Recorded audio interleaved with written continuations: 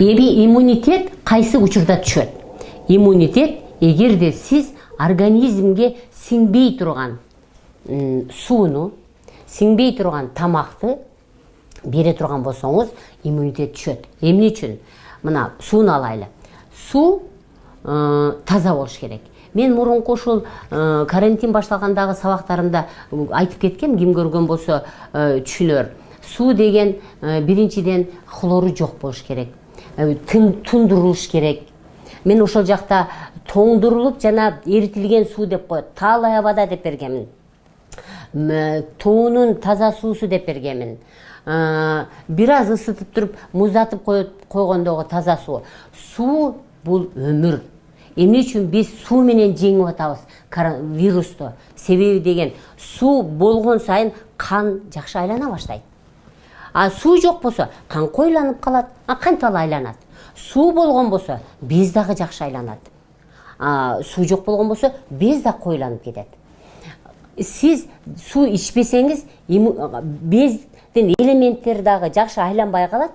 Кандын элементтери да жакшы айланбай калат дагы, иммунитетиңиз түшүп кетет. Иммунитет түштү деген сөз бул сиздин без тамырларыңыздагы без айланып жүрбөй атат деген сөз. Демек сиз аны кантип жүргүзүшүңүз керек? Суу ичишиңиз керек. Албетте жылуу суу ичкиле деген мен. Адамдын температурасы 30-46 градус болгон үчүн сиз дагы 36-40 градус суу ичишиңиз керек. Эми андан жоңураак 50-60 бул абдан жакшы. Эми тамакты караңыздар. Мүмкүн мени бул ушул тамак боюнча айта турган болсом, тамактын адамга сиңбей турган көп тамактар биздин Кыргызстанда бар. Муну ташып келип аткандар мүмкүн мени жаман көрөр, бирок мен айтканга туура келип атат. Караңыздар, тамак эч качан химикат болбош керек. Мына мен азыр эсиме түшкөндөн баштайын. Майонез болобу, кетчуп болобу, кириешки болобу, теги балдар жеген фастфуд болобу, мунун бардыгы, мунугу пакеттин ичиндеги тамакты мен 6 жылдан бери жебейм буга окшогон нерсени. Эмне үчүн? Анын ичинде тамак бузулбаш үчүн кошулган химикат болгон. Эмне үчүн биз азыр коронавирустан көбү чыга албай атат? Себеби деген жеген тамагыбыз бардыгы химикат. Нан да алайлы, ун да алайлы. Эмне үчүн биз союз мезгилинде бир нан менен чит курсактар, бир нан, чай менен, анан сахар менен курсагыбызда ток болгон, ооруган эмеспиз. Себеби деген ал мезгилдеги ундар, ал мезгилдеги буудайлардын глютен деген заты аз болгон. Азыркы буудайлардын глютен деген заты көп болуп атат. Глютен унду көтөрүп берет. Мындай пышный кылып берет. Тез ачыйт. Бирок ал клейковина, клей. Ал деген ашказанга киргенде, ашказанда былжырчерлер бар, билесиңер. Ашказанды мындай элестеткиле. Койду сойгондо ашказан тиги немесинде, ошо ашказан бөлүгүндө мындай быдыр былжырчелдер болот. Ушулардан тамак, ушуларга кан келет, анан ушул жерден тамак сиңип кетет да. Мына ушул былжырчелердин арасына глютен отурукташып, клейге окшоп жабышып калат. Булар бизге кирген тамактарды толук сиңирип бербейт. Ошон үчүн мен азыр ун азыктарын токтотуп тургула дегеним себеби, азыркы ундарда глютен көп. Бул биринчиси. Экинчиси бул сүт азыктары. Сүт азыктарында казеин деген зат бар. Ал да клей. Глютенге окшогон ал да клейковина. Ал дагы казеин дагы ушул былжырчерлердин арасына отурукташып, клейге окшоп жабышып, бул да бизге тамакты жакшы сиңирип бербейт. Демек, мен ушу эмне үчүн айтып атам? Ушул химикат заттар булар иммунитетти түшүрөт. Химикат заттарга пакеттин ичиндеги бардык нерсе химикат. Кола, фанта булар да химикат. Многу сухарики деп сурашат да, ошол сухар деле ошол эле глютени көп буудайдан жасалган. Аны да айта албайм мен.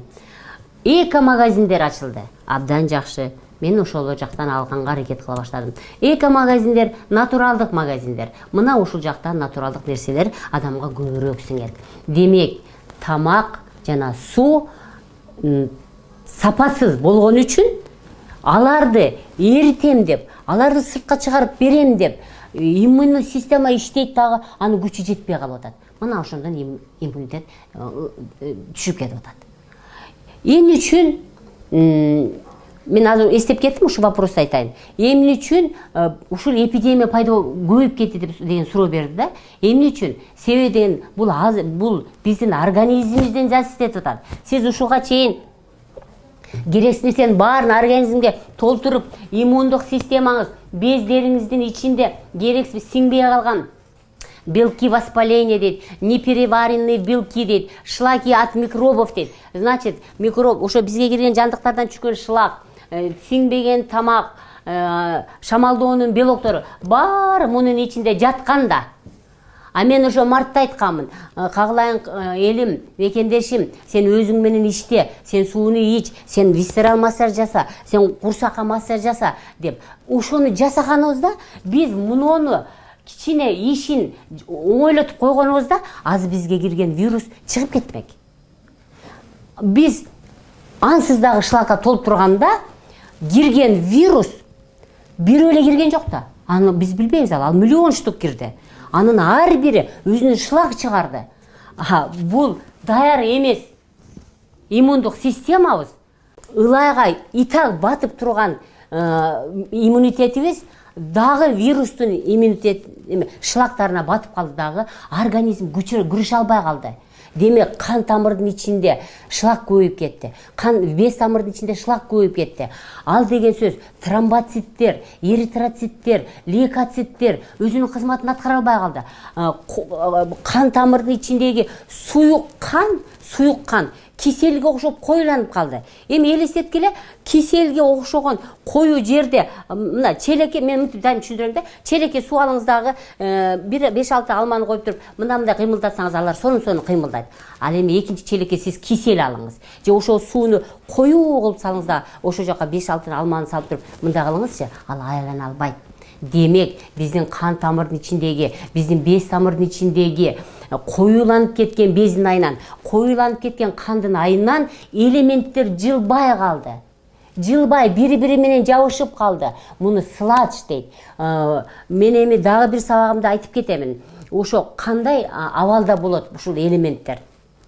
Элементтер сонун болуп, мындай өздөрүнчө айланып, ар бири өзүнүн кызматын аткарыш керек. Эритроцит кычкылтек апарыш керек. Лейкоцит кирген микробду өлтүрүп бериш керек. Тромбоцит бир жериңизди кесип алган болсоңуз, ал жерге тромбоциттер анан фибриндер барат дагы, ошол жерди тосуп, канды токтотуп бериш керек. Андан башка да сонун кызматтары бар.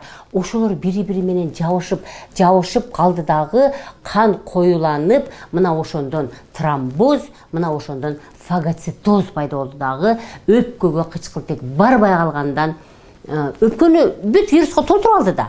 Анан өпкөдөн кычкылтек өтпөй калган үчүн адам бул дүйнө менен кайтыш боло берди.